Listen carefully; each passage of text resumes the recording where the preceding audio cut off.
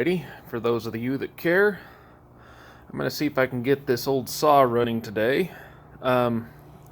This is what I was thinking may be the cause of the issues, because I know these particular saws have ignition problems, and just thought you might like to know what threw me for a loop is that this is an electronic ignition.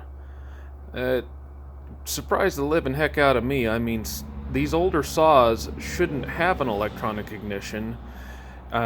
Typically, you don't see that until you get into lawnmower-sized engines, and even today, newer saws don't have these at times. But it makes sense because you get a hotter spark from an electronic ignition versus coil.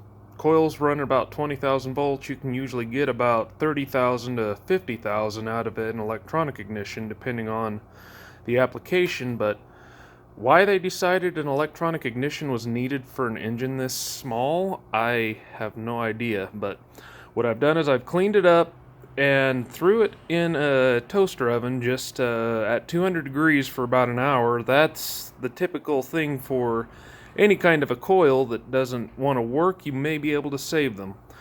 I've sourced these and they are not cheap. They are just about as expensive as I paid for the whole saw, so if I can save this one, I'll be far ahead. But let's see if it works.